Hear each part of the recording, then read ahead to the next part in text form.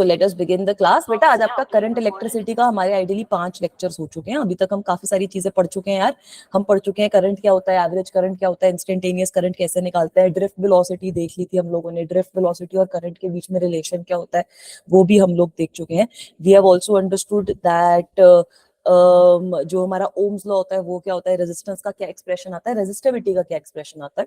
इसके अलावा हम लोगों ने क्वेश्चंस भी सॉल्व कर लिए इन सब टॉपिक से। वी हैव ऑल्सो अंडरस्टूड कि रेजिस्टेंस टेम्परेचर के साथ कैसे चेंज होती है और रेजिस्टिविटी टेम्परेचर के साथ कैसे चेंज होती है, ये वाली जो चीज है ये भी हम लोग निकाल चुके हैं। एक बार क्विकली सारे के सारे फॉर्मूलाज आप लोगों को रिकैप भी करवा दूंगी। फिर यहीं से जो रेजिस्टेंस का कॉन्सेप्ट था उस पर हम आए थे, और रेजिस्टेंस में सीरीज क्या होता है, पैरेलल क्या होता है, उससे क्वेश्चंस कैसे सॉल्व करते हैं, वो जो कॉमन पोटेंशियल वाला मेथड था, ये सारी चीजें हम समझ चुके हैं। अब इस चैप्टर में रह क्या क्या गया ये थोड़ा बहुत समझ लो।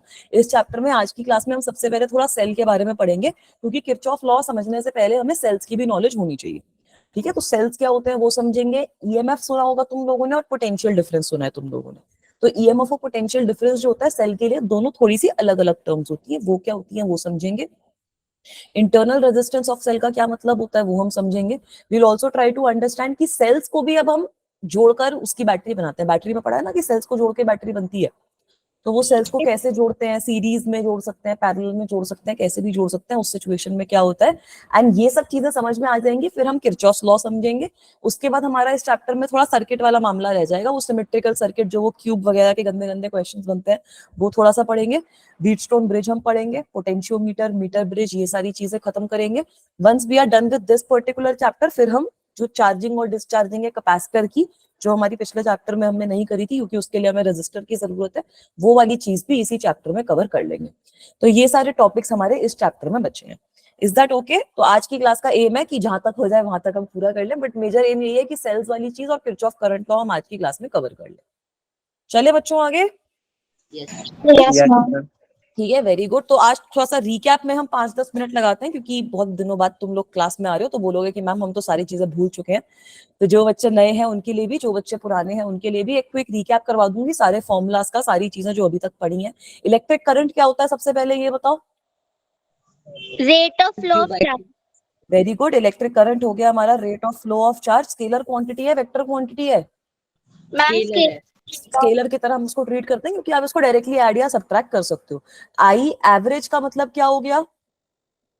Delta Q upon delta T. Delta Q upon delta T का क्या मतलब हो गया कि भाई कितना चार्ज फ्लो किया divided by the total time.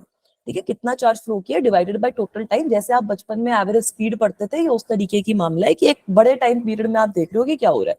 अब इसी के साथ आप लोगों ने इंस्टेंटेनियस करंट भी निकाला होगा और उसके ढेर सारे सवाल भी करे होंगे।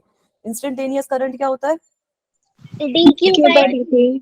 Very good. अब इंस्टेंटेनियस करंट क्या हो गया कि मैंने पूछ लिया कि बेटा वायर पे एग्जैक्टली 5 सेकंड में कितना करंट फ्लो कर रहा था। So that means that I am talking about current at a particular instant of time which will become equal to dq/dt। Everyone is absolutely right.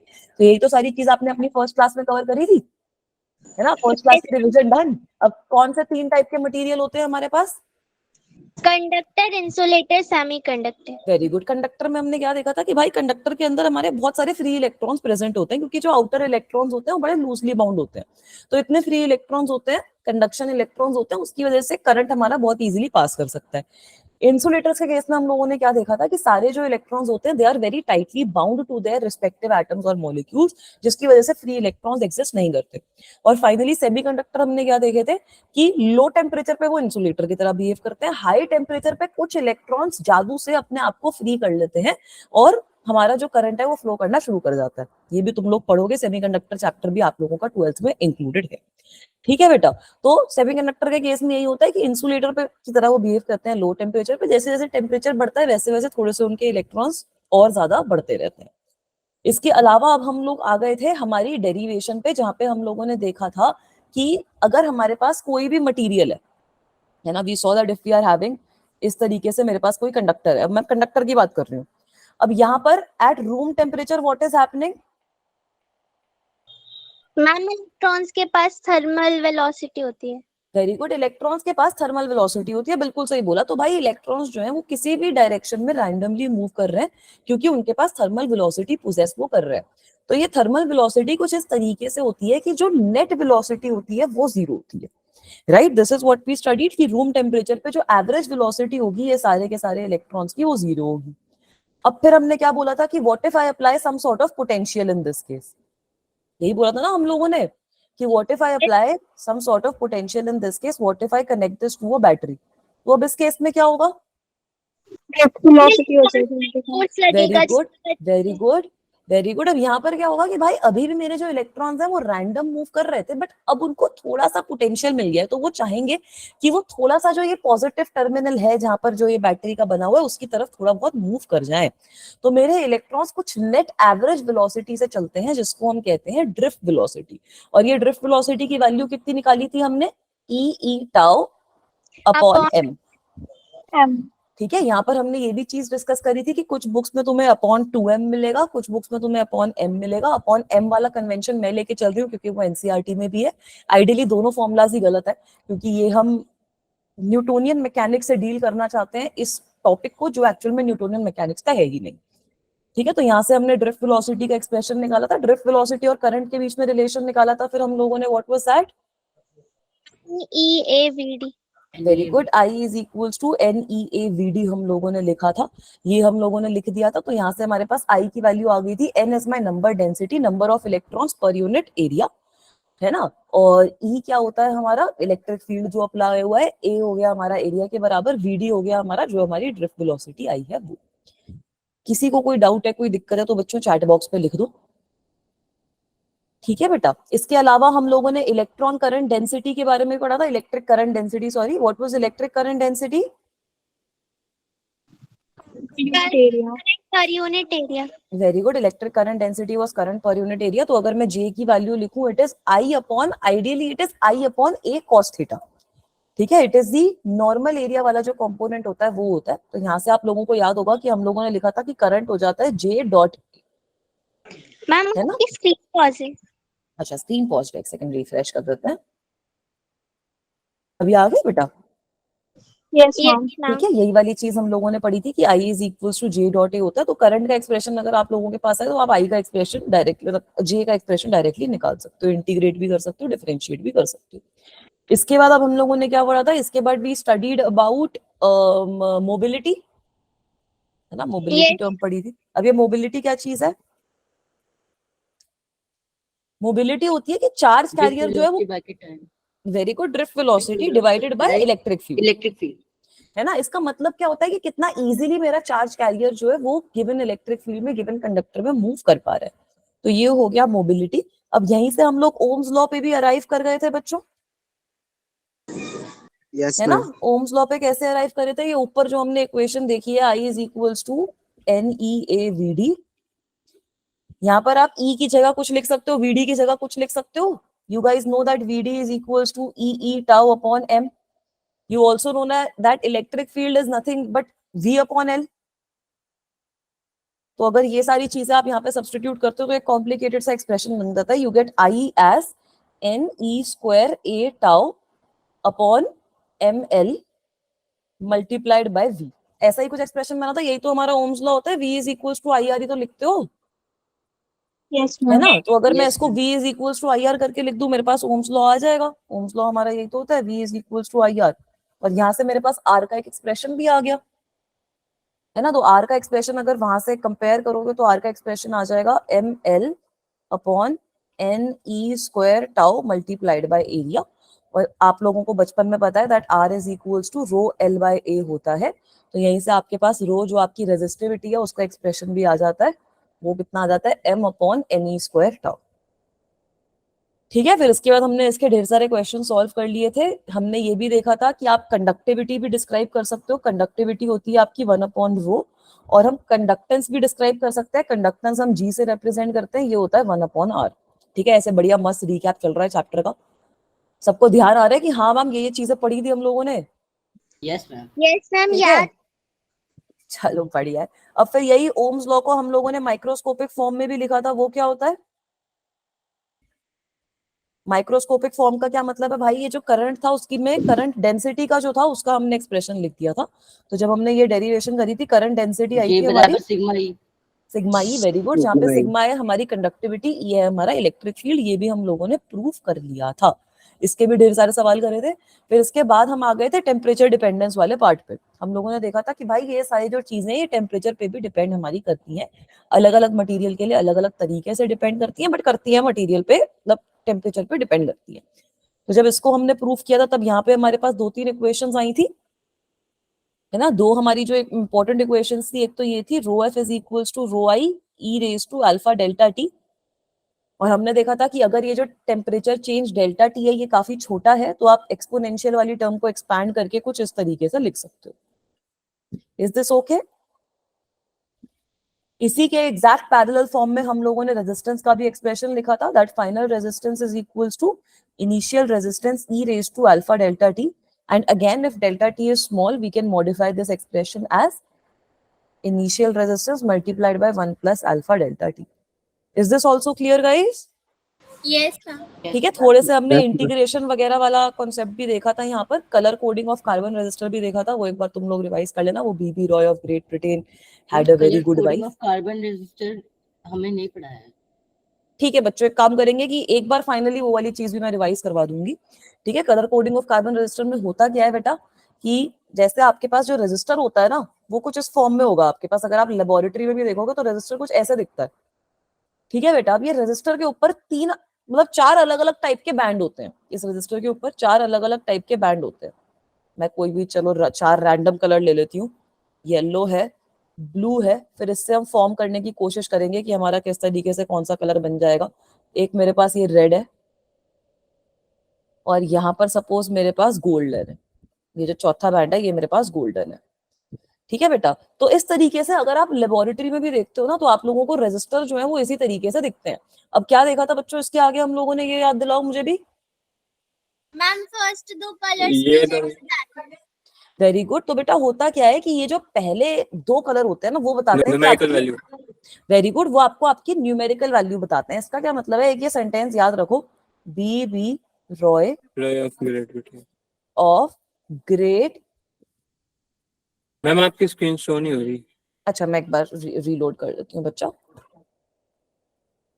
ठीक है, मैं यहाँ पर ना एक टेबल भी ऐड कर दूंगी बाकी, जिससे आपको रंगों का पूरा आइडिया हो जाएगा। अभी हो गई। B B Roy of Yes. Great Britain had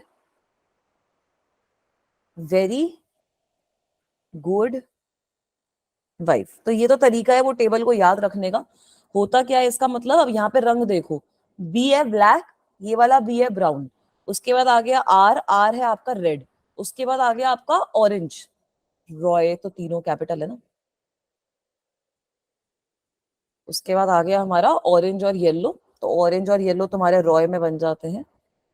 you have orange and you have yellow. Then you have G से आपका आ गया ग्रीन, बी से आपका आ गया ब्लू, वी से आ गया वॉयलेट, जी से आ गया ग्रे, फिर डब्ल्यू से आ गया व्हाइट। उसके आगे आपके कलर होते हैं गोल्ड, सिल्वर और नो कलर। तो ये आपके पास 4 स्ट्रिप है बच्चा। तो अब है क्या कि ये जो सारे के सारे रंग हैं इनसे कोई ना कोई नंबर कॉरेस्पॉन्ड कर रहा है। वो नंबर को याद रखने का तरीका ये है, जैसे यहाँ पर y जो है वो 5वें नंबर पे आ रहा है ना, तो y का नंबर होता है 4, तो पहला नंबर आ गया मेरे पास 4। ये जो है ये है मेरा ब्लू, तो ब्लू जो होता है वो आता है हमारा, यहाँ पर देखो कहीं जाकर आता है ये बी पे, तो ब्लू से जो कॉरेस्पॉन्डिंग नंबर होता है दैट इज इक्वल्स टू 6। तो एक तरीके से ब्लू का मेरे पास आ गया 6। तो पहले 2 जो हमारी कलर होते हैं वो रिप्रेजेंट करते हैं कि वैल्यू कितनी है, मतलब ये वैल्यू है मेरी 46 के बराबर। अब ये जो तीसरा है लाल रंग, ये क्या रिप्रेजेंट कर रहा है मल्टीप्लाई। कि very good, this is representing the multiplier, मतलब 10 के ऊपर पावर कितनी होगी। तो पावर कितनी है, यहाँ पर पावर हो जाएगी रेड के बराबर। रेड के कॉरेस्पॉन्डिंग नंबर होता है बी बी रॉय रेड, हाँ तो Two. रेड के कॉरेस्पॉन्डिंग होता है 2। और गोल्डन रिप्रेजेंट करता है टॉलरेंस। टॉलरेंस का क्या मतलब होता है बच्चों, ये जो चौथी स्ट्रिप है ये टॉलरेंस बताती है। टॉलरेंस क्या हो गया, वेरी गुड। टॉलरेंस बच्चों को लगता है टॉलरेंस का मतलब है कि कितना उस रेजिस्टर को यूज करो जब तक रेजिस्टर फट ना जाए, ये मतलब नहीं है टॉलरेंस का। सीजन होते हैं।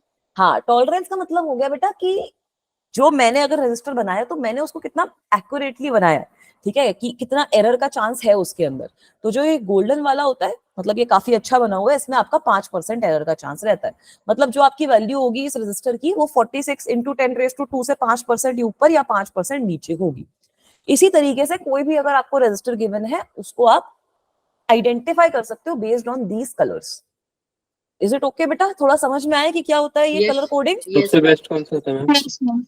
बेटा सबसे बेस्ट होता है जिसकी टॉलरेंस सबसे कम हो, मतलब टॉलरेंस सबसे कम हो मतलब जिसमें एरर जो होगा वो सबसे कम रहेगा, है ना? तभी गोल्डन वाली जो स्ट्रिप है वो इसके लिए दी गई है, ठीक है? बाकी तो आप लोग जितने भी रजिस्टर यूज करोगे अपनी चॉइस के हिसाब से यूज करो ना कि आपको सर्किट में कौन सा लगाने हैं, ठीक है? हाँ अमन बेटा। मैम आपने ये टॉपिक अपने किस लेक्चर में करवाया था? 4th लेक्चर में, ठीक है? I covered this in my 4th lecture. अगर नीड होगी तो डाउट क्लास लेकर ये वाला टॉपिक मैं करवा दूंगी फिर से कवर, ठीक है? अब चले, अब सबसे फाइनली सब बच्चों का सबसे फेवरेट और सबसे हमारा प्यारा टॉपिक सीरीज और पैरेलल पढ़ा था हमने। नेक्स्ट सीरीज और पैरेलल तो आपको अब याद ही हो गया यार, कैपेसिटर में भी कर ही लिया कि अगर ये रेजिस्टर आपके सीरीज में है तो क्या करते हैं? R1 plus इजीली ऐड कर देते हैं। वेरी गुड, आर इक्विवेलेंट आ जाएगी R1 plus R2 plus R3, और यहाँ पर क्या डिवाइड होता है, वोल्टेज या current? voltage. Very good very good, voltage divide होती है। और वोल्टेज हम लोगों ने पढ़ा था कि कैसे डिवाइड होती है, तीनों के रेशियो में डिवाइड होती है। जो भी Yes. वोल्टेज का रेशियो रहता है that is equals to R1 ratio R2 ratio R3। और फाइनली हमने जो लास्ट चीज पढ़ी थी पिछली क्लास में, फिर हम आज के टॉपिक पे मूव ऑन करेंगे, वो थी कि पैरेलल में क्या होता है। तो भाई अगर रेजिस्टर ऐसे पैरेलल में होते हैं, पैरेलल का मतलब है कि दोनों के दोनों जो टर्मिनल है वो आपके सेम होंगे। तो पैरेलल में आप लोगों ने देखा है कि इस केस में आर इक्विवेलेंट कितना हो जाता है, 1/r इक्विवेलेंट लिखते हैं, ठीक है? ये ऐसे 10th क्लास में भी पढ़ा हुआ तुम लोगों ने।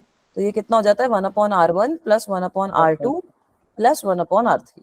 और इस केस में तुम्हारी जो वोल्टेज होती है वो तो रहती है सेम, है ना? इस केस में जो वोल्टेज होती है वो हमारी सेम रहती है। करंट हमारा डिवाइड होता है, और करंट हमारा कैसे डिवाइड होता है? 1/R1 ratio 1/R2 very ratio good 1/R3. Very good, 1/r1 ratio 1/r2 ratio 1/r3। इस तरीके से आपका जो करंट है वो डिवाइड होगा। तो इससे आप इजीली आइडेंटिफाई कर सकते हो कि भाई क्या करंट रहेगा सारे रजिस्टर में। पोटेंशियल ड्रॉप और करंट वाले ढेर सारे क्वेश्चंस भी हम लोगों ने सॉल्व करे थे। अब यहाँ तक सारा मामला क्लियर है? चलूं आगे, आज की क्लास थोड़ी स्टार्ट करें। एक बार मैंने रिवाइज करवा दिया बच्चों को ताकि कोई डाउट वगैरह ना रहे। Good evening ma'am. Good evening बेटा, गुड इवनिंग बच्चों। लेट मत आओ, जल्दी जल्दी आ जाया करो टाइम पे। मैम अभी टाइम टेबल अभी मिला नहीं है ना प्रॉपर उससे। अच्छा चलो कोई दिक्कत की बात नहीं है बेटा, टाइम टेबल अब सबको समझ में आ गया। चलो अभी तक तो रिवीजन ही करी है, बट टाइम टेबल यही रहेगा आपकी 6:30 बजे क्लास होगी। अल्फा वाले बच्चों का तो कुछ खास चेंज आया नहीं, फोटोन वाले बच्चों का आया है। अब ये दोनों बैचेस भी सेम ही रहेंगे, ज्यादा डिफरेंस इनमें रहेगा नहीं, सब बच्चे ऑलमोस्ट सेम बैच पे रहोगे। और बाकी डिफरेंस ये है कि पहले आप जिन बच्चों की क्लास 5:30 होती थी, अब 5:30 से नहीं 6:30 से हुई। बस यही डिफरेंस है, क्योंकि 5:30 में बच्चों को दिक्कत आ रही। ओके ठीक है, तो चलो बच्चों अब आज की क्लास थोड़ी सी स्टार्ट करते हैं। अब अपना जो इलेक्ट्रिक सेल का टॉपिक है वो थोड़ा सा शुरू कर देते हैं। तो ये इलेक्ट्रिक सेल होता क्या है, मुझे थोड़ा ये समझाया जाए। सबसे पहले आप लोग ये बताओ इलेक्ट्रिक सेल क्या होता है। बचपन में कुछ पढ़ा होगा ना सेल। जो केमिकल एनर्जी को इलेक्ट्रिकल एनर्जी में प्रोड्यूस करे। Very good very good, it is a device which converts, it is a device. अगर केमिकल जो इसकी प्रॉपर्टीज है ना वो केमिस्ट्री में पढ़ लोगे, इलेक्ट्रोकेमिस्ट्री में। A device which converts, it is simply a device which converts chemical energy, which converts into chemical electrical. into electrical energy। सब लोग लिख लो जरूरत हो तो, into electrical energy। और इससे होता क्या है, इससे होता क्या है? which helps, potential gradient. very good, बिल्कुल सही, which helps in creating, which helps in creating potential difference, potential difference between its terminals, between its terminals. तो बचपन से लेकर अब तक बहुत सारी तुमने सेल्स भी देखे हैं, बहुत सारी तुमने बैटरीज भी देखी हैं, सारी चीजें देखी हैं। तो कुछ नहीं होता, अंदर उसके इलेक्ट्रोड्स वगैरह लगे हुए होते हैं, जिसकी वजह से केमिकल रिएक्शन जो होता है वो उस केमिकल एनर्जी को कन्वर्ट कर देता है इलेक्ट्रिकल एनर्जी में। और ये जो इलेक्ट्रिकल एनर्जी होती है ये हम लोगों के पास आ जाती है यूज करने में। तो इसका सिंबल भी देखा होगा कि यूजुअली इस तरीके का कुछ रेजिस्टर होता है जिसको हम लोड कहते हैं, जिसके अक्रॉस आप जो भी ये बैटरी लगा रहे हो, जो भी आप सेल लगा रहे हो, उसको यूज किया जाता है। सेल को कुछ एक लंबा डंडा एक छोटा डंडा से रिप्रेजेंट करते हैं। जो ये लंबा डंडा होता है ये पॉजिटिव टर्मिनल होता है, छोटा डंडा होता है वो नेगेटिव टर्मिनल होता है। Is this okay? Yes ma'am. ठीक है, अब जो करंट की डायरेक्शन है वो कैसे याद रखोगे भाई? इलेक्ट्रॉन जो है मेरा चाहेगा कि पॉजिटिव टर्मिनल पे वापसी आ जाए, तो एक तरीके से इलेक्ट्रॉन जो है वो इस तरीके से ट्रैवल कर रहा है, तो करंट की डायरेक्शन उल्टी हो जाएगी ना। ऐसे ही बनाते हो ना करंट की direction. Yes ma'am. Yes, ma'am. ठीक है, तो ये हमारी करंट की डायरेक्शन हो जाती है। बोलते हो कि हायर पोटेंशियल से लोअर पोटेंशियल पे हमारा जो करंट है वो जा रहा है। तो ये वाला जो पॉइंट है वो हायर पोटेंशियल का पॉइंट है, ये पॉइंट लोअर पोटेंशियल का पॉइंट है। इसीलिए बेटा एक बच्चे ने पूछा था ना कि कुछ बुक्स में नेगेटिव क्यों होता है, इसीलिए नेगेटिव होता है क्योंकि वो आपको बोल रहा है कि वो जा आपका नेगेटिव टर्मिनल की तरफ है, इसलिए नेगेटिव वाला जो है वो नेगेटिव साइन लगा देता है। कुछ कुछ बुक्स में उसको पॉजिटिव भी लिखेंगे, दोनों बुक्स में कन्वेंशन अलग है, मामला दोनों का सेम है।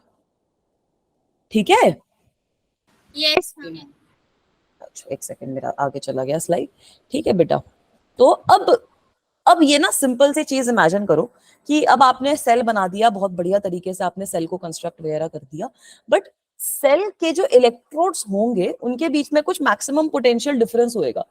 होता क्या है कि सेल में जो आपके कैरियर्स हैं, जो आपका चार्ज कैरियर है, वो एक इलेक्ट्रोड से दूसरे इलेक्ट्रोड पे मूव कर रहा होता है जब, तो थोड़ी सी जो एनर्जी होती है वो लूज हो जाती है। समझ पा रहे हो ये चीज कि हमने जो सेल कंस्ट्रक्ट किया है वो हमने कुछ इस तरीके से उसको करा होगा कंस्ट्रक्ट कि उसमें से कुछ मैक्सिमम ईएमएफ निकले, बट क्योंकि जब हमने एक्चुअल में सेल को किसी सर्किट के अंदर कनेक्ट किया है तो थोड़ी सी रेजिस्टेंस ऑफर करेगा मेरा इलेक्ट्रोलाइट जो सेल के अंदर जिससे बनता है सेल, इलेक्ट्रोड जो होते हैं वो भी थोड़ी सी रेजिस्टेंस ऑफर करते हैं, तो इलेक्ट्रिक करंट थोड़ा सा पास होने में दिक्कत होती है ना।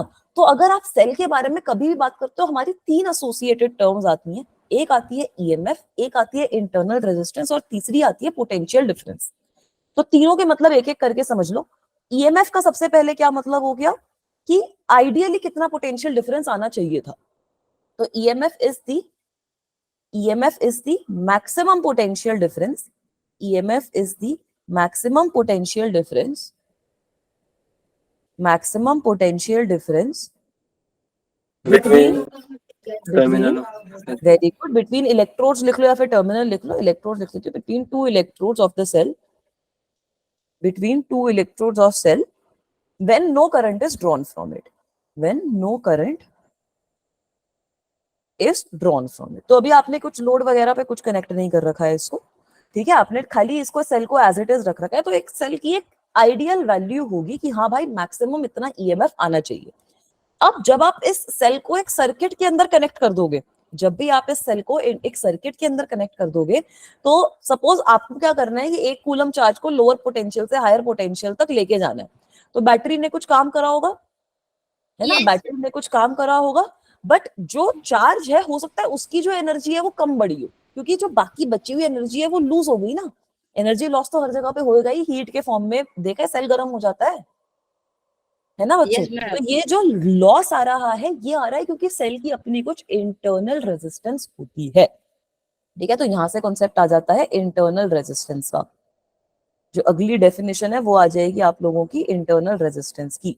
ये सब इसीलिए करवा रही हूँ कूलम्स लॉ के वो किरचॉफ लॉ के पहले, क्योंकि किरचॉफ लॉ में सेल वाली जो चीज है वो भी थोड़ी मैटर करती है, ठीक है, वरना कुछ कुछ बुक्स में ये बाद में भी होता है टॉपिक। तो इंटरनल रेजिस्टेंस का मतलब क्या हो गया कि क्या रेजिस्टेंस आपका जो इलेक्ट्रोड है, जो आपका इलेक्ट्रोलाइट है वो ऑफर कर रहा है,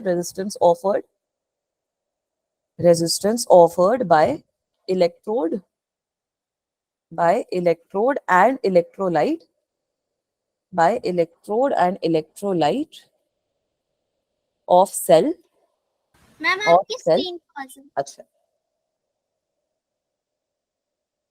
ठीक है, of cell to the passage of current, to the passage of electric current through cell। एक बढ़िया सा एग्जांपल भी दे देती हूँ चलो इस सिचुएशन में। सपोज एक बच्चा है, ठीक है, ये हमारा बच्चा है, इस बच्चे को एक टीचर ने दी 12 चॉकलेट, ठीक है, इस बच्चे को टीचर ने दी 12 चॉकलेट और बोला कि बेटा तू एक काम कर, पूरे के पूरे स्कूल में घूम और पूरे के पूरे स्कूल में आपको जितनी टीचर मिलती है उनको आप ये 12 चॉकलेट दे दो, ठीक है, उनको आप ये 12 चॉकलेट दे दो। अब यार बच्चे ने बड़ी मेहनत करी, बच्चा पूरा का पूरा स्कूल घूम रहा है, कंटिन्यूअसली पूरा का पूरा स्कूल घूम रहा है, पूरा का पूरा स्कूल घूम रहा है, तो उसको भूख लग रही थी, 2 चॉकलेट वो खा गया। 2 chocolates were eaten by the kid, बची कितनी 10, है ना, तो रिमेनिंग कितनी हुई 10 चॉकलेट, रिमेनिंग 10 चॉकलेट उसने सारी टीचरों को बांट दी, ठीक है, पिछली टीचर को क्या ही पता, अब बच्चे को भूख लग रही थी, बच्चे ने इतनी मेहनत करी है तो बच्चे ने अपनी 2 चॉकलेट्स खा ली। तो बेटा ये सिचुएशन हो रही है यहाँ पर कि आइडियली जो आपने सेल बनाया है, हो सकता है उसका मन हो कि वो 12 वोल्ट सप्लाई करे, बट जैसे ही आपने उसको किसी आउटर सर्किट में कनेक्ट किया, वैसे ही उसके जो इलेक्ट्रोड्स हैं, इलेक्ट्रोलाइट्स हैं, they are offering some resistance to the passage of the electric current.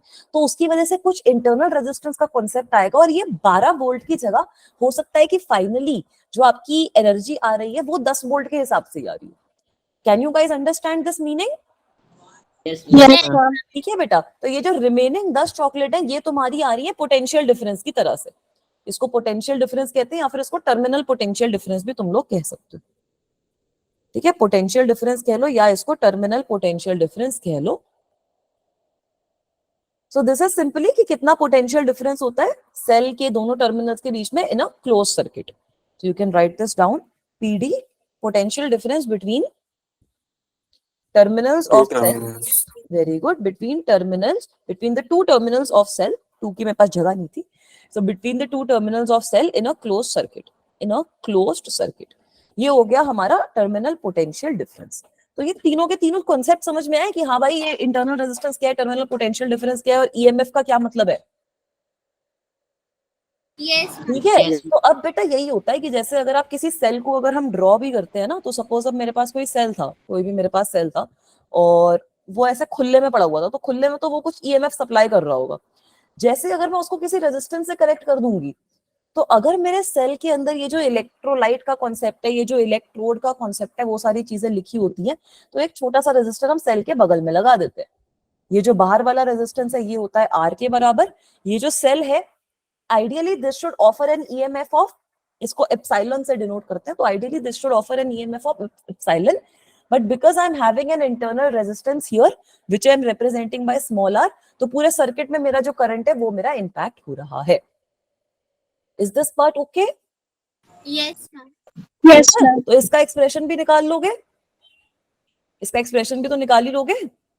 Ma'am, यहाँ R equivalent capital R plus हाँ, small r. वेरी गुड, बिल्कुल सही बोला बेटा आपने कि जैसे अगर हमने ये की क्लोज करी तो जो टोटल मैम हमारी, स्क्रीन शो नहीं हो रही। बेटा अभी मैंने कुछ लिखा नहीं है, डायग्राम ही बनाया है। Yes, ma'am. डायग्राम दिख रहा है? Yes, ma'am. हाँ, तो फिर शो हो रही है स्क्रीन। अगर डायग्राम दिख रहा है तो स्क्रीन शो हो रही है। किसी बच्चे को अगर शो नहीं हो रही तो बेटा एक बार प्लीज लीव करके फिर से ज्वाइन कर लो बच्चा। ठीक है, तो यहाँ पर आपने अच्छा। बिल्कुल सही बोला बेटा, इक्विवेलेंट रेजिस्टेंस कितनी हो जाएगी?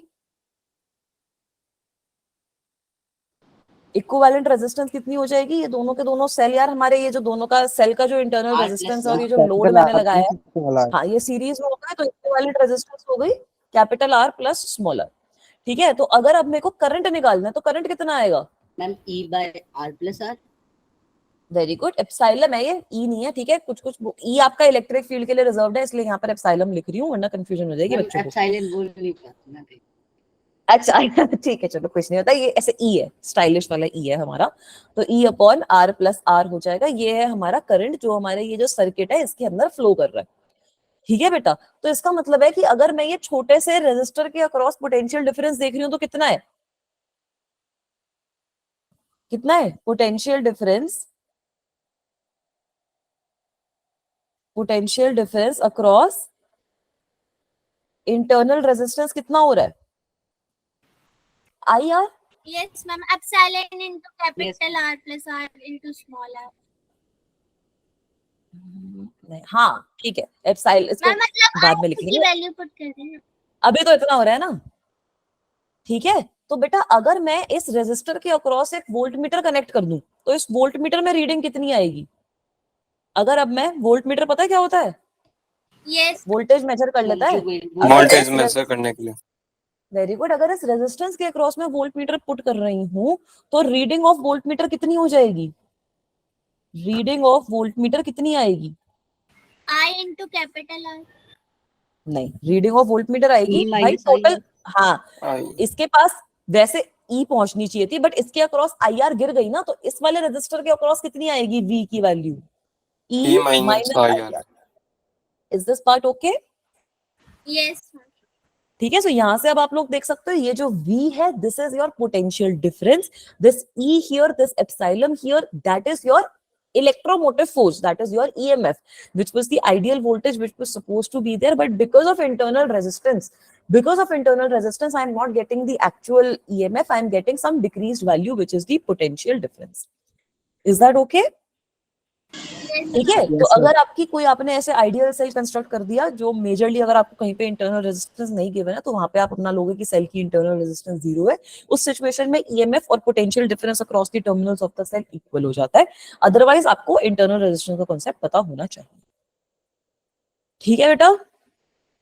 Yes, ma'am. ठीक है. तो यहाँ से यार वैसे अब ये 2-3 चीजें कर लेते हैं कि आर की भी वैल्यू निकाल लेते हैं यहाँ से.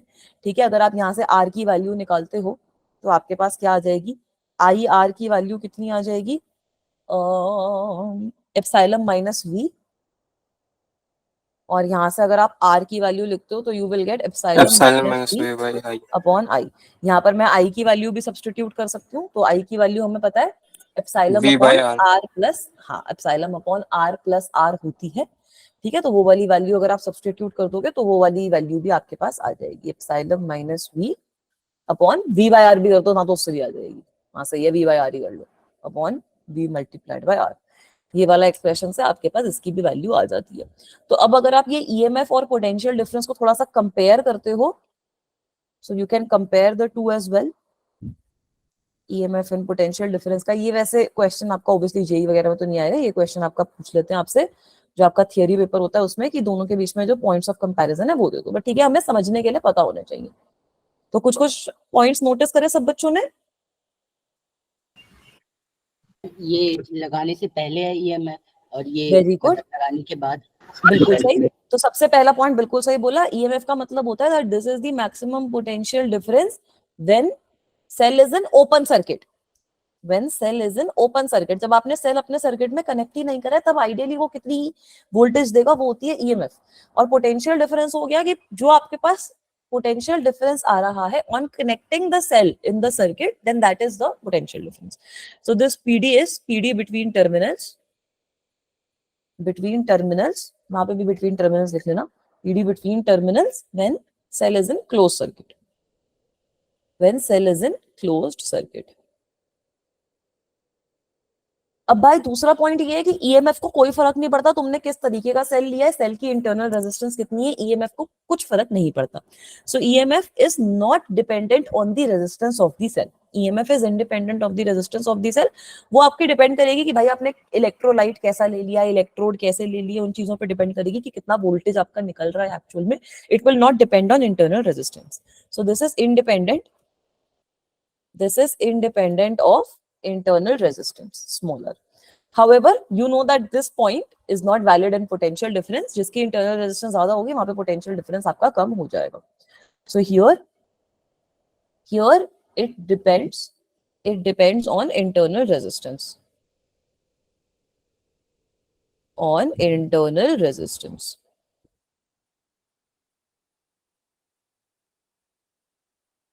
ठीक है बेटा. एक फाइनल पॉइंट आप ये भी लिख सकते हो कि ये जो ईएमएफ होती है ना, ये यूजुअली आपकी ज्यादा होती है. ठीक है, यूजुअली आपकी ज्यादा होती है. चार्जिंग ऑफ द सेल में ये सिचुएशन उल्टी हो जाती है, वो मैं बाद में बता दूंगी. बट अगर आप इसकी बात करते हो ईएमएफ की, तो it is greater than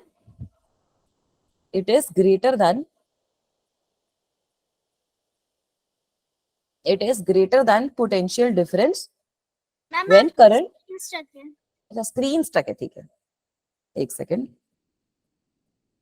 refresh करते हैं, अभी आ जाएगी. ठीक है, जैसा अभी हम लोगों ने जो सिचुएशन देखी है वहां पे आप लोग देख सकते हो कि V की वैल्यू आ रही है एप्सिलॉन माइनस आई आर. तो अगर करंट की डायरेक्शन जो हमने ली है वही वाली है, तो उस सिचुएशन में जो ईएमएफ होगी that will be greater than the potential difference. And potential difference जो आता है वो हमारा कम होएगा as compare to the EMF. जो पोटेंशियल डिफरेंस होता है उसकी वैल्यू भी ईएमएफ से ज्यादा आ सकती है एक पर्टिकुलर सिचुएशन में, जब हमारा जो सेल होता है वो चार्ज हो रहा है. तो ये वाला पॉइंट भी नोट डाउन कर लो.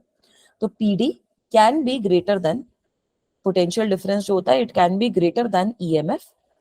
It can be greater than EMF when cell is being charged. When cell is being charged. अभी के लिए एक बार पॉइंट्स नोट डाउन कर लो, फिर सारे और डिस्कस कर लेंगे अच्छे से. When cell is being charged.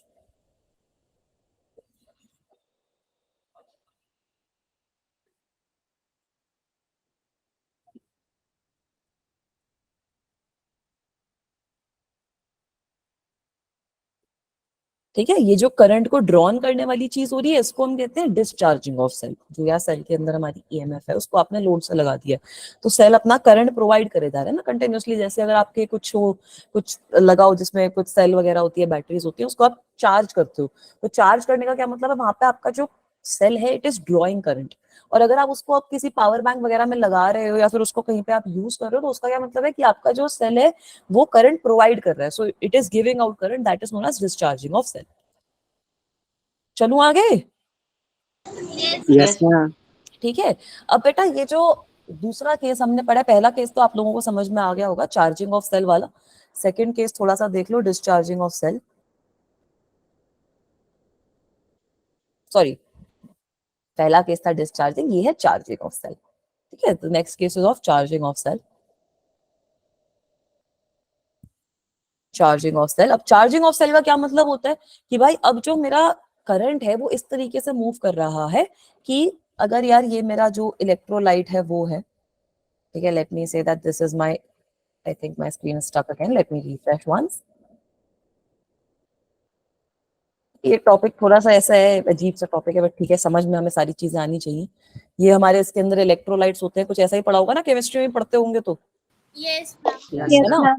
Yes, और इस ma'am. तरीके से हमारा यहाँ पर ये कुछ लगा हुआ होता है, जो भी हमारा लोड है कुछ भी है, इस तरीके का सर्किट हमारा बना हुआ होता है। तो जब मेरा जो सेल है, अगर मैं बोल रही हूँ कि now charging of cell is taking place, तो चार्जिंग ऑफ सेल में और डिस्चार्जिंग में खाली यही डिफरेंस है कि जो करंट है it will enter the cell from the positive terminal and emerge from the negative terminal. ठीक है, तो अब जो करंट है उसकी जो डायरेक्शन है वो अलग हो जाएगी, क्योंकि आप एनर्जी जो है वो अपनी डीसी सोर्स से कुछ ट्रांसफर कर रहे हो। तो अब जो आपका करंट है, अगर ये मेरा पॉजिटिव टर्मिनल है सेल का, ये मेरा नेगेटिव टर्मिनल है, करंट मेरा कुछ इस डायरेक्शन में चल रहा है, उल्टी डायरेक्शन होगी ना करंट की। तो जैसे ही करंट की उल्टी डायरेक्शन हुई, अब इस सिचुएशन में क्या होगा कि जो हमने सेम एक्सप्रेशन पोटेंशियल डिफरेंस का लिखा था वो था एप्सिलॉन माइनस आई आर, अब यहाँ पे वही सेम एक्सप्रेशन बन जाएगा epsilon plus I R, current की डायरेक्शन ही उल्टी होगी ना। तो यहाँ पे आप देख सकते हो दैट इन दिस सिचुएशन जो पोटेंशियल डिफरेंस बन जाएगा सेल के टर्मिनल के बीच में, that will be greater than the EMF of the cell.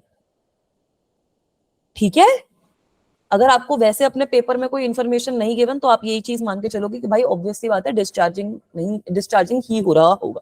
When nothing is given to you, you guys will substitute, you guys will assume that discharging of the cell is happening. Is this part also okay guys? Yes, ma'am. Yes, Yes, ठीक है, ma'am. तो चलो थोड़े से फिर इसके अब question solve करते हैं। अगर ये वाली चीज समझ में आई तो सबसे पहले ये वाला क्वेश्चन देख के एक बार मुझे सॉल्व करके बताएंगे बच्चे। Try to solve this question. ठीक है, अब ये क्वेश्चन में कंफ्यूज होते हैं। चलो ये सारी चीजें समझ में आ गई कि हाँ मैम ईएमएफ है, पोटेंशियल डिफरेंस है, इंटरनल रेजिस्टेंस है, ये सारी चीजें हमें समझ में आई। अब क्या करना है ये समझ नहीं आया। 18 volt. Ma'am, 18 volt. Very good, 18 volt आई, कैसे आई अब ये बताओ? मैम यहाँ पे E minus IR का फॉर्मूला लगाया। वेरी गुड, ई माइनस आई का फॉर्मूला लगा दो directly. What will be the terminal voltage of a battery when a circuit is closed if a battery of EMF 20 volt. यार सब कुछ तो गिवन है, आपको बोल रखा है बैटरी की ईएमएफ कितनी है, 20 वोल्ट के बराबर, Yes, इंटरनल ma'am. रेजिस्टेंस कितनी है, 4 ओम के बराबर, एंड एडिशनली आप लोगों को बोल रखा है कि बेटा जो करंट है सर्किट में वो कितना है, आई की वैल्यू कितनी है, 0.5 एम्पियर। सब कुछ 0.5 गिवन है, of eight. डायरेक्टली फॉर्मूला लग जाएगा, V is equals to E minus I R. Question में कुछ नहीं गिवन हो तो डिस्चार्जिंग कंसिडर करना है, तो डिस्चार्जिंग लेंगे तो हमारे पास डायरेक्टली आ जाएगा 20 माइनस 4 इंटू 0.5, तो वो 2 हो जाएगा, तो 20 minus 2 is 18 volts and this is your answer. ऐसे टुच्चे टुच्चे सवाल आते हैं, कर लेंगे? Yes, ma'am. Yes, ma'am. Yes, ठीक है, ma'am. एक बार एक सेकंड रुको, वहां पे आंसर लिखा हुआ है, आंसर तो नहीं दिखना चाहिए बच्चों को।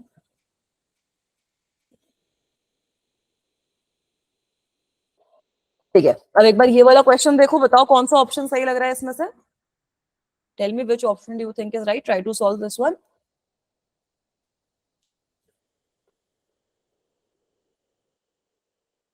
यहाँ पे आपको लोड रेजिस्टेंस गिवन है,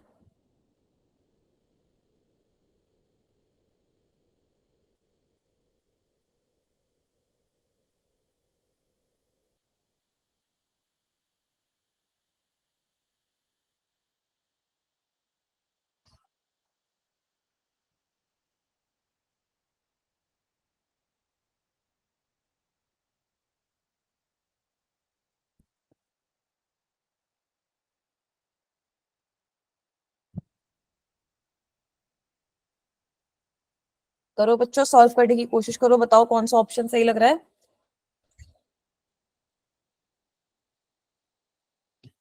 मैम ए। मैम ठीक ऑप्शन है, सी। ठीक है, चलो ए और ऑप्शन सी में आई कंफ्यूजन, बाकी बच्चे बताओ।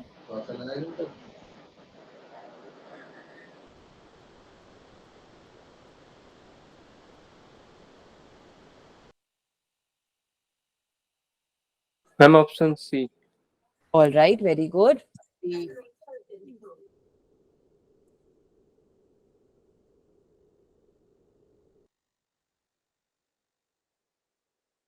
ठीक है, तो चलो एक बार आप सॉल्व करते हैं। Option C is the right answer. तो एक बार ऑप्शन ए वाले बच्चे एक बार रीचेक करेंगे अपना। ठीक है, तो कैसे करेंगे यार, सब कुछ गिवन है इस क्वेश्चन में भी, फॉर्मूला थोड़ा सा डिफरेंट लग रहा है दो, इसको कॉन्सेप्ट से भी कर सकते हो, बाकी उसमें भी कोई दिक्कत नहीं है।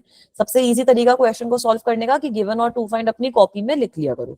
ठीक है, जेई के अंदर भी सबसे ज्यादा हेल्प यही करेगा। ये जो डेटा वाले क्वेश्चन होते हैं इसमें ना कभी कभी आप लोगों को कंफ्यूज करने के लिए वो ज्यादा वैल्यूज दे देते हैं, तो बच्चे कंफ्यूज हो जाते हैं कि मैम अब इसका क्या करें, ये तो हमारे फॉर्मूला में आई नहीं थी, तो गलत आंसर कराते हैं। तो बेटा गिवन जो चीजें हैं वो लिख लो। गिवन है आपको ईएमएफ ऑफ द सेल कितनी है, 2 वोल्ट। आपको बोल रखा है इंटरनल रेजिस्टेंस है आपकी 0.1 ओम्स, एंड आपको बोल रखा है कि इसको आपने बाहर एक रेजिस्टेंस से कनेक्ट कर रखा है जिसकी वैल्यू है 3.9 ओम। तो अगर आप बाहर एक रेजिस्टेंस से इसको कनेक्ट कर दोगे, ये सीरीज में आ जाते हैं ना, ये सीरीज में आ जाते हैं। तो करंट की वैल्यू हम लोगों ने निकाली थी, करंट कैसे निकाला था, E by R plus R. तो इस यहाँ ई से अगर बाय करंट में निकालूंगी तो करंट की वैल्यू कितनी आ जाएगी, 2/3.9 प्लस 0.4, तो ये कितना हो जाएगा, 4 हो जाएगा ना। 4। तो करंट की वैल्यू तो आ गई आधा एम्पियर, मतलब 0.5 एम्पियर आ गई। सही है, यस मैम। Yes ma'am. ठीक है। सबसे पहले करंट की वैल्यू आ गई। आपको बोला है voltage across the cell terminal बताओ कितनी होगी, तो voltage across the cell terminal कितनी हो जाएगी, E minus I R. Very good. Voltage across the cell terminal will again be equals to E minus I R. इसकी वैल्यू कितनी हो जाएगी, अब ई की वैल्यू आपको 2 वोल्ट गिवन है, minus I which is 0.5 multiplied by R is given to you as 3.9। तो एक बार ये मल्टीप्लाई करके आंसर बताओ कितना आएगा। 1.95। मैम 1.95। हाँ 0.1 होगा। नहीं नहीं, मैम सॉरी 0.1 0.1 होगा। आएगा। हाँ सही बोले एकदम, मैम मैं तो 0.1। 0.1 होगा। आर की जगह स्मॉल आर लिखना है। ठीक है, ये दिक्कत होती है कि अगर हम गिवन के बाद भी अगर फॉर्मूला में आर और छोटे आर की गलती कर दें, देख लो गलतियों से सीखो बच्चों, मेरी गलतियों से भी सीखो। ठीक है, तो ये कितना हो जाएगा, 2 माइनस 0.05। मैं वही सोचू यार, सिंपल सा आंसर था ये मेरा, इतना कॉम्प्लिकेटेड सा एक्सप्रेशन कैसे आ गया। तो चलो वोल्टेज की वैल्यू यहाँ से आप लोग निकालोगे 1.95 वोल्ट आ जाएगी। सही है, यस Yes. मैम। ठीक है। प्यारा सा क्वेश्चन है, सिंपल सा सवाल है, ऐसे क्वेश्चन ऐसे चुटकियों में सॉल्व हो जाने चाहिए अब तो। चलो आगे चलो, एक बार ये वाला सवाल सॉल्व करके बताओ कैसे करेंगे इसको।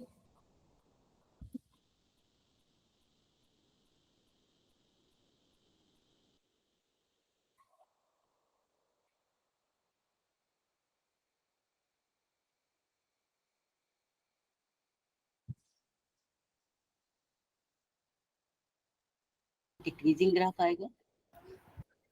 ठीक है, मैम इंक्रीजिंग। इंक्रीजिंग ग्राफ आएगा, कैसे आएगा आप मुझे थोड़ा सा ये एक्सप्लेन करो। आई मैम की V value, directly proportional. Very good, I की वैल्यू आ जाएगी epsilon upon R plus R. ठीक है, आपको बता रहे हैं वी अक्रॉस आर कितना है, तो potential difference across R will be equals to how much,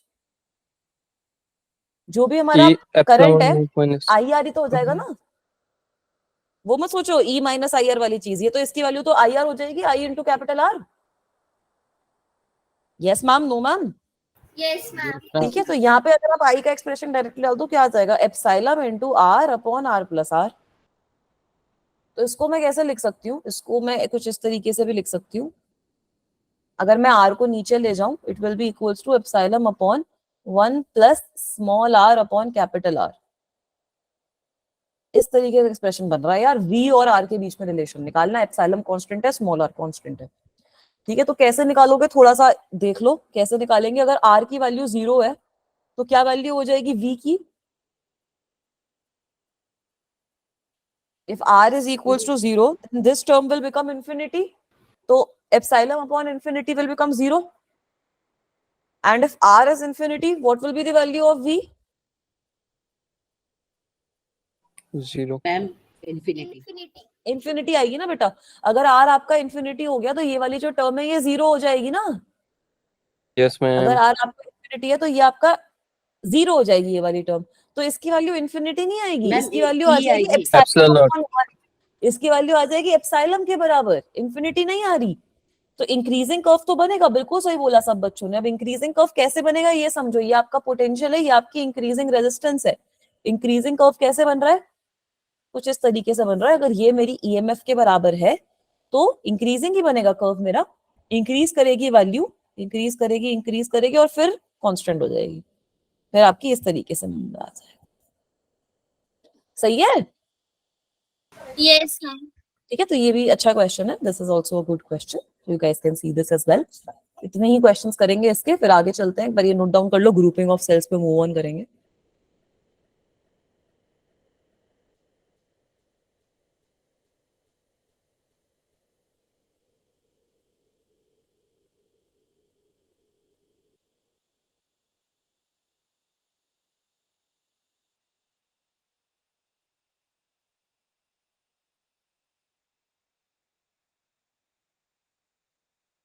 चलो बच्चों आगे। Yes, ma'am. Yes, ma'am. ठीक है, तो चलो अब अगले टॉपिक पे आ जाते हैं, which is grouping of cells. So grouping of cells में बेटा दो तरीके की ग्रुपिंग पॉसिबल है। You guys also know that is series grouping and parallel grouping. So first let us consider series grouping. ठीक है, पहली बात है सीरीज ग्रुपिंग को कंसीडर करते हैं। आज मेरी पता नहीं इंक लीक हो रही है पेन की, I don't understand what's going on. So series grouping का मतलब क्या हो गया कि सपोज अब मेरे पास एक सेल है कुछ इस तरीके से और दूसरा सेल मैंने कुछ इस तरीके से लगा रखा है, यही हो गई सीरीज ग्रुपिंग, Yes, ma'am. है ना। तो now let me assign a few things to this. Let me say that इसकी ईएमएफ वाज एप्सिलॉन 1, इसकी ईएमएफ वाज एप्सिलॉन 2।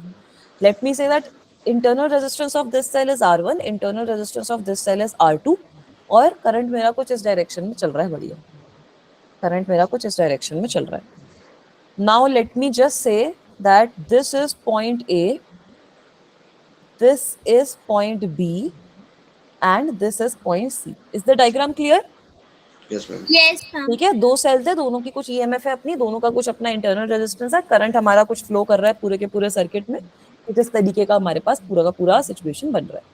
तो अब सबसे पहले अगर मैं फर्स्ट सेल की बात करूं, तो I can write down the potential difference between A B as epsilon minus I R1। Yes, ma'am. ठीक है, epsilon 1 minus I R1 rather, epsilon 1 भी तो आएगा ना, epsilon 1 minus IR1. And for the second cell I can do a similar thing. For the second cell between VBC, VBC. what will I write there? Epsilon 2 minus Epsilon IR2. 2 minus IR2. ठीक है बेटा, तो अब अगर मुझे potential difference निकालना है A और C के बीच में, वो कितना हो जाएगा? बेटा म्यूट कर लो बच्चों अपने आप को, कहीं से थोड़ी डिस्टर्बेंस आ रही है। Thank you so much. Potential difference between A and C is nothing but VA minus VC, which अगर मैं यहाँ पर कुछ इस तरीके से इसको लिख सकती हूँ। So this is equals to what? VAB minus of VBC। Is this part okay? नहीं, प्लस ऑफ VBC हो जाएगा ना, VA माइनस VB, हाँ तो प्लस ऑफ VBC आ जाएगा। तो इन दोनों को अगर मैं ऐड कर दूंगी मेरे पास आंसर आ जाएगा मेरा। ठीक है बेटा, तो इसका Yes, ma'am. मतलब क्या है कि हमारे पास एक फाइनल एक्सप्रेशन कुछ आ गया, that potential between A and C points will be nothing but epsilon 1 plus epsilon 2 minus I common R1 plus R2. Is this part okay? Yes, ma'am. ठीक है, तो यहाँ से आप लोग देख सकते हो कि अगर आप सेल्स को सीरीज में कनेक्ट कर रहे हो तो बड़ा सिंपल सा सिचुएशन हो रहा है। जो भी सारे सेल्स हैं उनका जो ईएमएफ है वो आपका डायरेक्टली ऐड हो रहा है। ठीक है, तो अगर सपोज ये वाली चीज नोट डाउन कर ली, चलूं आगे बेटा। Yes, ma'am. ठीक है, तो सपोज अब मेरी सीरीज ग्रुपिंग कोई मैं कंटिन्यू कर रही हूँ। अगर मेरे पास n सेल्स हैं, if n cells are connected in series,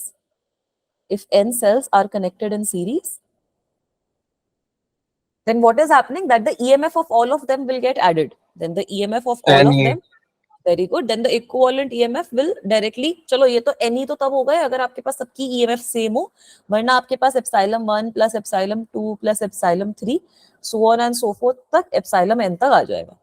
ठीक है बेटा, और equivalent जो रेजिस्टेंस आएगी internal resistance that will B R1 plus R2 plus R3 so on and so RN. forth still. Is this also okay guys?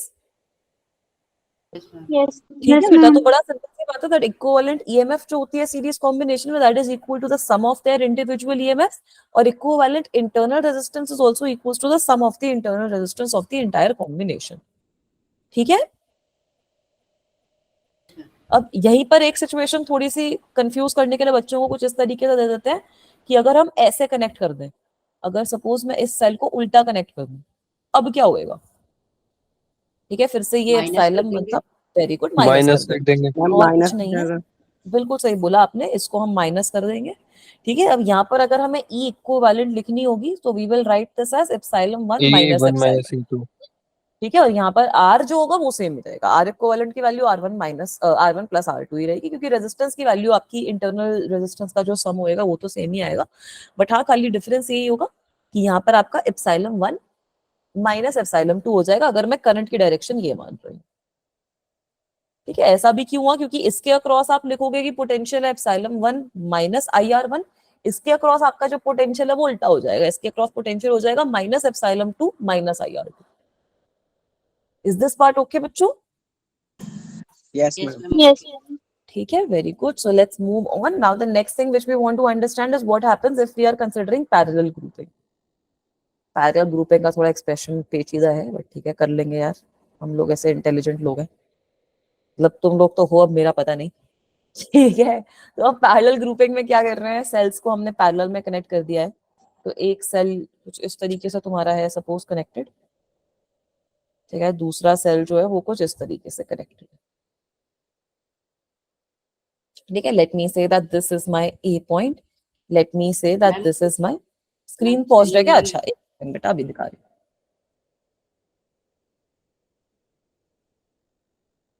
ठीक है, अभी visible है बच्चों? Yes, ma'am. Yes, yes ma'am. Ma'am ठीक है बेटा, तो let me say that this cell is epsilon 1, इसका ईएमएफ है R1, इसका इंटरनल रेजिस्टेंस है, इसका ईएमएफ है एप्सिलॉन 2, इसका ईएमएफ है R2, मतलब इंटरनल रेजिस्टेंस है इसका R2 के बराबर। तो बच्चों इस सिचुएशन में लेट मी से कि यहाँ से करंट अब डिवाइड हो जाएगा, है ना। अब यहाँ पर पैरेलल के अंदर जो करंट है वो कांस्टेंट फ्लो थोड़ी करता है, वोल्टेज कांस्टेंट रहती है, तो यहाँ पर लेट मी से कि इस ब्रांच के थ्रू I1 करंट जा रहा है, इसके थ्रू I2 करंट जा रहा है, इसके थ्रू I2 करंट जा रहा है, और टोटल करंट कुछ मेरे पास I आ रहा है। तो यार यही तो आपका किरचॉफ लॉ भी होता है ना, कि I1 plus I2 is equal to I, कुछ पढ़ा होगा ना ऐसा। Screen pause. तो मैंने किरचॉफ लॉ बता दिया, यहाँ पे मेरी स्क्रीन पॉज है, एक सेकंड। मैं बोल रही हूँ किरचॉफ लॉ आपकी सबसे नेचुरल चीज है, कंजर्वेशन ऑफ चार्ज के ऊपर बेस्ड है। करंट लॉ जो होता है कि यार ये I1 plus I2 will be equal to I, do you guys agree with this? Yes, Yes, ma'am. ma'am. है ना, यही तो होता है। तो अब let me say that these there are these 2 points, let me say कि भाई this point is P and this point is Q। तो यार अब तुम लोग ये भी निकाल सकते हो कि जो मेरी नेट वोल्टेज है that will be between these 2 points, that voltage will be between these 2 points. अब उसके मैं दो एक्सप्रेशन लिख सकती हूँ, ए एक्सप्रेशन तो उसका आ जाएगा एप्सिलॉन 1 माइनस I1 R1, है ना। तो यहां से मैं लिख सकती हूँ कि I1 की क्या वैल्यू है, I1 is equals to epsilon 1 V1 minus by V upon R1. And similarly, I will get another expression as well for the second cell. I will get V is equals to epsilon 2 minus I2 R2. दोनों के across current अलग अलग जा रहा है ना, तो यहाँ से मेरे पास I2 की क्या वैल्यू आ गई, I2 की क्या वैल्यू आ गई बेटा, epsilon 2 minus V upon R2. Is this part okay? Yes, ma'am. Yes ma'am ठीक है Yes, बेटा। ma'am. तो अब अगर आपके दो सेल्स पैरेलल में हैं, तो दो सेल्स पैरेलल में आपको पता है for the cells in parallel एक बड़ी सिंपल सी चीज है जो हमें किरचॉफ लॉ से दिख रही है, बट वैसे भी दिख रही है, that I will be equals to I1 plus I2, I will be equals to I1 plus I2। तो Yes. वहां पर अगर मैं ये वाली वैल्यू इधर डाल दूं, I1 और I2 की जो वैल्यूज आएंगी, मेरे पास कुछ इक्वेशन बन जाएगी। ठीक है, ये कर लिया note down? Yes, ma'am. Yes, ma'am. Yes ma'am ठीक है, चलो फिर मैं आगे आपने चलते हैं। किरचॉफ लॉ पढ़ा दिया। किरचॉफ लॉ पढ़ाना है अभी मेरे को, बट ये खाली यहाँ पे बता रही हूँ कि करंट के कन्वर्जेशन से भी I1 plus I2 is equals to I तो होगा ही, यही तो होता है यार किरचॉफ लॉ भी। किरचॉफ लॉ बड़े सिंपल सी स्टेटमेंट है, जो तुम ऑलरेडी चीजें पढ़ते आ रहे हो उसी के ऊपर है, बस उसके क्वेश्चन थोड़े से पेचीदा आते हैं तो इसलिए उनको अच्छे से कर लेंगे कवर। ये वाली चीज समझ Okay. में आई तो चलूं आगे। किरचॉफ Yes, लॉ से ma'am. पहले इलेक्ट्रिक सेल इसलिए पढ़ा रही हूँ कि किरचॉफ लॉ में इलेक्ट्रिक सेल की भी कन्वेंशन आप लोग पढ़ते हो कि अगर इलेक्ट्रिक सेल सर्किट में लगा रखा है तो पॉजिटिव लेना है, नेगेटिव लेना है, क्या लेना, तो बच्चों को कंफ्यूजन हो जाती है, तो इसलिए इलेक्ट्रिक सेल पहले पढ़ लो फिर किरचॉफ लॉ कर लेंगे। ठीक है बेटा, तो अब यहाँ पर अगर मैं सब्स्टिट्यूट करती हूँ इक्वेशन में तो मेरे पास क्या आ जाएगा, I will be equals to epsilon 1 minus v upon r1 plus epsilon 2 minus v upon r2। अब थोड़ी सी इसके बाद मैथ्स करनी पड़ेगी अनफॉर्चुनेटली, तो अगर आप लोग मैथ्स करोगे इन दोनों को अलग कर दोगे तो अलग करने पे क्या हो जाएगा, epsilon 1 upon r1 plus epsilon 2 upon r2 minus v into 1 upon r1 plus 1 upon r2। कुछ इस तरीके का एक्सप्रेशन बन रहा है। Yes. ठीक है, तो आई की वैल्यू क्या आ जाएगी, if I am taking LCM here then what will I get, epsilon 1 r2 plus epsilon 2 r1 upon r1 plus r2 minus v into again r1 plus R2 r2 plus 1. Upon r1 r2। ठीक है, ये हमारा अजीब सा कुछ expression बन गया। तो बेटा अब यहाँ पर आप यही देख सकते हो कि जो आपका पैरेलल कॉम्बिनेशन है, तो इस सिचुएशन में हमारा कुछ अजीब सा सिचुएशन बन चुका है, और अगर मैं v की वैल्यू यहाँ से लिखती हूँ तो अगर आप थोड़ा सा और मैथमेटिकली सॉल्व करोगे और v की वैल्यू यहाँ से निकालने की कोशिश करोगे तो v की वैल्यू यहाँ से आ जाएगी, if I take this to this side I will get this in negative, और अगर मैं ये वाली जो चीज है r1 r2 upon r1 plus r2 उससे मल्टीप्लाई कर दूं तो r1 प्लस r1 कट जाएगा। ठीक है, तो मेरे पास जो v की वैल्यू आएगी, अगर मैं यहाँ से v की वैल्यू लिख दूं तो v की वैल्यू हमारे पास आ जाएगी epsilon 1 r2 plus epsilon 2 r1 upon r1 plus r2 upon, कोई दिक्कत है क्या बच्चों, किसी ने हैंड रेस कर रखा है? मैम आई के एक्सप्रेशन में जो फर्स्ट टर्म है उसके डिनोमिनेटर में r1 into r2 आएगा। हाँ राइट, r1 into r2। ठीक है, सही है अब बेटा। और यहाँ पर मेरे पास i के साथ में आ जाएगा r1 r2 upon r1 plus r2। तो अब ये जो कॉम्प्लिकेटेड सा एक्सप्रेशन है इसको आप रिलेट कर सकते हो किससे, E इक्विवेलेंट माइनस आई R इक्विवेलेंट से। तो R इक्विवेलेंट तो आप बड़ा क्लियरली देख सकते हो कि जो पैरेलल वाले सर्किट में आना चाहिए वही आ रहा है, E इक्विवेलेंट की वैल्यू थोड़ी सी अजीब सी आती है। ठीक है, क्लियर है बेटा, चलूं एक बार आगे। Yes, ma'am. ठीक है, तो अगर आप इसको देखोगे तो आपके पास E इक्विवेलेंट की जो वैल्यू है वो अजीब सी है, उसको याद रखने के लिए ऐसे ही याद रखो that it is nothing but epsilon 1 upon r1 plus epsilon 2 upon r2। तो अगर आपके पास n सेल्स भी हैं तो उन सबकी epsilon divided by the resistance that will be your equivalent, and r equivalent you guys can already see that r equivalent is nothing but वो 1 upon r1 plus 1 upon r2 वाला form बन रहा है। तो इसको भी सिंप्लीफाई करने के लिए मैं लिख सकती हूँ that 1 upon r equivalent is equals to 1 upon r1 plus 1 upon r2। सही है, तो ऐसे अगर आपके पास n सेल्स होंगे, if you are having n cells, तो n सेल्स के सिचुएशन में भी सेम ही चीज बनेगी। एप्सिलॉन की आपकी जो वैल्यू रहेगी इक्विवेलेंट के केस में that will become epsilon 1 upon r1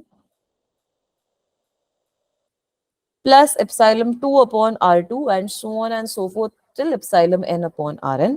and if you're talking about r equivalent तो 1 upon r equivalent वाला एक्सप्रेशन लगाओगे तो आपके पास r equivalent की वैल्यू आ जाएगी 1 upon r equivalent will be equals to 1 upon r1 plus 1 upon r2 and so on and so forth 1 upon rn। ठीक है बेटा, सही है। Yes ma'am. ठीक Yes, है, तो ma'am. अगर आप सेम भी लगाओगे तब सेम में भी आपकी यही वाली सिचुएशन आ जाती है, तो बहुत ज्यादा मुश्किल सिचुएशन नहीं है, मतलब मेरे को तो ये वाला भी याद करने में इसी तरीके से सिंपल रहता है। ठीक है, अब चलूं आगे। Yes Yes, ma'am. ma'am. ठीक है बेटा, अब आपका ना एक टॉपिक है कि आप सेल्स को, आइडेंटिकल सेल्स को ग्रुप कर सकते हो, तो ग्रुपिंग ऑफ आइडेंटिकल सेल्स कहते हैं इसको। तो 3 तरीके की ग्रुपिंग होती है, ग्रुपिंग ऑफ आइडेंटिकल सेल्स कहा जाता है। 3 तरीके की आपकी ग्रुपिंग होती है। एक होती है सीरीज ग्रुपिंग, तो सीरीज ग्रुपिंग का तो एक बच्चे ने मुझे आंसर भी दे दिया था। सीरीज ग्रुपिंग का क्या मतलब है कि बहुत सारे सेल्स हैं ऐसे जिनका सेम इंटरनल रेजिस्टेंस है, सेम ईएमएफ है, उसको आपने ग्रुप कर दिया है सीरीज में, ठीक है बेटा। तो इस सिचुएशन में अगर आप ई इक्विवेलेंट निकालोगे तो कितनी आ जाएगी, epsilon plus epsilon plus epsilon plus epsilon up to n terms, so directly it will become equals to n epsilon, ठीक है। अगर आप r इक्विवेलेंट की वैल्यू लिखोगे तो वो कितनी आ जाएगी, r plus r plus r plus r, so you will get that equal as nr, है ना। और अब अगर आप total resistance of the circuit देखोगे तो वो हो जाएगी nr प्लस r। तो अगर आपको करंट का एक्सप्रेशन पूछा जाता है तो you can directly right n epsilon upon nr plus n into capital R where r is your load, ठीक है। Similarly you can connect it in parallel. Ma'am ये n और कैसे हो गया n बेटा आपने n सेल्स लगा दिए, अगर हमारे पास n सेल्स हैं जिनकी सबकी जो आपकी ईएमएफ है वो एप्सिलॉन है और रेजिस्टेंस आपकी r है, तो जो इक्विवेलेंट ईएमएफ होगी वो कितनी आएगी, सबकी ईएमएफ का सम। हमने सीरीज में देखा था ना, सबकी ईएमएफ ऐड हो जाती है, epsilon 1 plus epsilon 2 plus epsilon 3, सबकी ईएमएफ अगर सेम है तो n टाइम्स एप्सिलॉन हो जाएगा ना। मैम कैपिटल आर के साथ तो एन नहीं आएगा। हाँ वहां से हटा देते हैं, लो, वरना तो n कट ही जाएगा, फिर तो n लगाने का पर्पस ही नहीं हुआ मैम। यस मैम बोल तो अच्छा वही बोल रहे थे क्या, ठीक है, अभी समझ में आया, ठीक है। अब पैरेलल में भी सेम चीज कर सकते हैं। पैरेलल में करने का क्या मतलब है कि भाई मल्टीपल सेल्स थे, उन सबको हमने पैरेलल में कनेक्ट कर दिया है, इस तरीके से you have connected multiple cells in parallel. तो बेटा अब इस सिचुएशन में अगर आपको एप्सिलॉन लिखना है, इक्विवेलेंट ईएमएफ हमारी कितनी हो जाएगी, epsilon 1 upon r1 plus epsilon 2 upon r2 plus epsilon 3 upon r3, तो कितनी हो जाएगी ये बताओ, एप्सिलॉन अपॉन r का सम हो जाएगा ना, Yes. ठीक है। So this will become n epsilon upon r, क्या आएगा मैम आर मैम r आएगा। Very good, n epsilon upon r आ गया हमारे पास। और अगर मैं r इक्विवेलेंट की वैल्यू लिखती हूँ तो r इक्विवेलेंट की वैल्यू कितनी हो जाएगी, 1 upon r plus 1 upon r plus 1 upon r करते रहोगे तो r अपॉन n आ जाएगा, ठीक है, सही है ये, यस मैम। ठीक है। तो यहाँ पर भी आप यही सेम करंट का जो एक्सप्रेशन है वो निकाल सकते हो, n एप्सिलॉन अपॉन r करके निकाल सकते हो, कुछ कुछ यहाँ से n से n भी आपके कैंसिल आउट हो जाते हैं, ठीक है बच्चों। Yes ma'am. चलो अब जो फाइनल केस होता है हमारा, वो होता है हमारा उसका, जब हम बात कर रहे हैं आपकी ग्रुपिंग ऑफ सेल्स, अगर हमारी मिक्स्ड ग्रुपिंग होती है तब क्या होता है, if you are having mixed grouping. तो इस तरीके का आई थिंक एक क्वेश्चन तुम लोगों का डायरेक्टली थियोरेटिकल जेई में भी आया था, डायरेक्ट यही क्वेश्चन आया था, एक बार वो भी थोड़ा सा डिस्कस कर लेती हूँ। तो मिक्स्ड ग्रुपिंग का मतलब क्या होता है, mixed grouping means that you are having, इस तरीके से आपके पास सीरीज में कनेक्टेड है कुछ सेल, ठीक है, you are having some cells which are connected in series and you are having a parallel combination of such cells. Can you guys see the circuit? Can you guys imagine it? Yes ठीक है, और ऐसे मेरे पास बहुत सारे parallel combinations हैं, ठीक है, I am having multiple parallel combinations. तो ये सीरीज के भी मेरे पास मल्टीपल है, पैरेलल के भी मेरे पास मल्टीपल कॉम्बिनेशंस हैं, ठीक है। तो कुछ सेल्स इसमें हमने रोज में फॉर्म कर रखे हैं, कुछ सेल्स हमने इसमें उसमें फॉर्म कर रखे हैं, तुम्हारे पैरेलल में फॉर्म कर रखे हैं। तो जो रोज वाले सेल है उनके लिए तो तुम्हें पता है कि फॉर एनी वन रो अगर मेरे पास n सेल्स हैं, अगर मेरे पास n सेल्स हैं तो E इक्विवेलेंट कितनी हो जाएगी, n एप्सिलॉन, any ठीक है, E इक्विवेलेंट हो गई n एप्सिलॉन, और एक रो की जो रेजिस्टेंस है, एक रो की जो रेजिस्टेंस है वो हो गई nr, yes मैम। ठीक है बेटा। अब यहीं पे अगर मैं लिख लूं कि पूरे के पूरे ये जो सारी रोज हैं, all these rows are connected in parallel, all rows are in parallel, अगर मैंने ये सारी की सारी रोज पैरेलल में कनेक्ट कर रखी हैं और ये सपोज बाहर मैंने कुछ रेजिस्टेंस लगा रखी है आर के बराबर, मस्त मेरा करंट जो है वो आई फ्लो कर रहा है सर्किट में, ठीक है बेटा। तो अगर ये सारी की सारी रोज मेरी पैरेलल में है तो टोटल इक्विवेलेंट रेजिस्टेंस कितनी हो जाएगी मेरी, 1 upon nr plus 1 upon nr plus 1 upon nr. If I'm saying that I'm having m rows, if I'm saying that I'm having m such rows, then that will become equal to what, nr upon m. And Is this part also okay? Is this part also okay beta? yes ma'am. ठीक है, तो अब current जो होगा वो तुम कैसे दोगे? अब जो करंट होएगा वो कैसे दोगे? अच्छा, यहाँ पर एक गड़बड़ हुई है हमारी कि अगर आप वोल्टेज मेजर करोगे ना पूरे के पूरे सारे के सारे सेल्स के अबाउट, सेम तो ये रहेगी। हाँ, जो वोल्टेज आएगी वो आपकी एप्सिलॉन ही आएगी। तो अगर मैं करंट की वैल्यू लिखूंगी तो that will directly become equal to epsilon upon R plus R upon N. ठीक है, यहाँ पर जो एप्सिलॉन रहेगी वो तो सारी के सारों में सेम ही आ जाएगी ना एक तरीके से, अगर सारे के सारे ये सेम है तो सिमिलरली इस सिचुएशन में भी अगर हमें आई की वैल्यू निकालनी है तो आई की वैल्यू आ जाएगी आपकी N E upon capital R plus N R upon M. I की वैल्यू कितनी आ गई अजीब सी, एन इंटू एप्सिलॉन, जो हमारी एक रो की वैल्यू है एप्सिलॉन की, divided by R plus N R upon M. ठीक है, यहां से अगर मैं एलसीएम ले लूं तो एम आपका ऊपर आ जाएगा, एक एम आपका ऊपर आ जाएगा, तो मेरे पास बचेगा क्या, M N multiplied by epsilon divided by M R plus N R. ठीक है, ये बन गया करंट अजीब सा।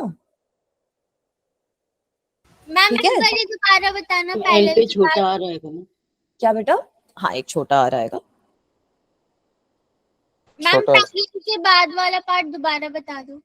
हाँ, देखो बेटा, मैंने क्या बोला कि यहाँ पर हमने रेजिस्टेंस निकाल लिया, तो बेटा अब ये सारी की सारी रोज के अक्रॉस अगर मैं पोटेंशियल डिफरेंस देखूंगी तो वो पोटेंशियल डिफरेंस तो मेरा ये जो ईएमएफ इसके एक के कॉरस्पॉन्डिंग है उसके हिसाब से तो आएगा, है ना Yes. बच्चा? तो यहाँ पर अगर हम वैल्यू निकालेंगे करंट की, तो करंट की वैल्यू कितनी हो जाएगी, ईएमएफ, ये जो हमने ईएमएफ आई है N epsilon across one row divided by the equivalent resistance, ये मेरा इस पूरे कॉम्बिनेशन के साथ सीरीज में है, तो R plus N R upon M बन जाएगा ना एक्सप्रेशन। Yes, ma'am. ठीक है, तो इस तरीके का हमारे पास एक्सप्रेशन बन जाता है मिक्स ग्रुपिंग में।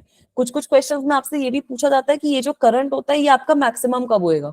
ये करंट मैक्सिमम तब होएगा जब आपका ये M R upon N R वाली जो टर्म है ये आपकी मिनिमम होती है। ठीक है, तो ये भी चाहे करवा ही देती हूँ। व्हेन इज आई मैक्स, जब आपका M R plus N R is minimum, ठीक है। तो अगर आप इसको मिनिमम रखोगे, इसका मिनिमम रखने की क्या मतलब है कि इसकी जो वैल्यू है वो सबसे कम आ जाए, तो मिनिमम रखने का क्या मतलब होता है अब ये बताओ? अब मिनिमम रखने का क्या मतलब होता है बच्चों? इसको जब आप, कंडक्टिविटी ज्यादा। ठीक है, कंडक्टिविटी हमारी ज्यादा हो, इसको जब आप मिनिमम रखोगे इसकी मिनिमम वैल्यू तब आएगी जब ये जो r की वैल्यू हो that becomes equals to n into small r upon m only. So when this value becomes equals to n into small r upon m, then in this situation the resistance will be minimum and you guys will be able to see कि जो external resistance है that is becoming equal to the total resistance of the cell. तो ये वाली जो term है ये minimum हो रही है और जो current है वो हमारा maximum हो रहा है। Is this okay? अब अगली क्लास में फिर इसके थोड़े से क्वेश्चन से हम शुरू करेंगे। ठीक है बच्चों, in the next class we will begin from a few questions of this chapter and then we will proceed further. Okay, ma'am. All right, okay, Okay. thank you so much बच्चों, thank you so much for attending the class.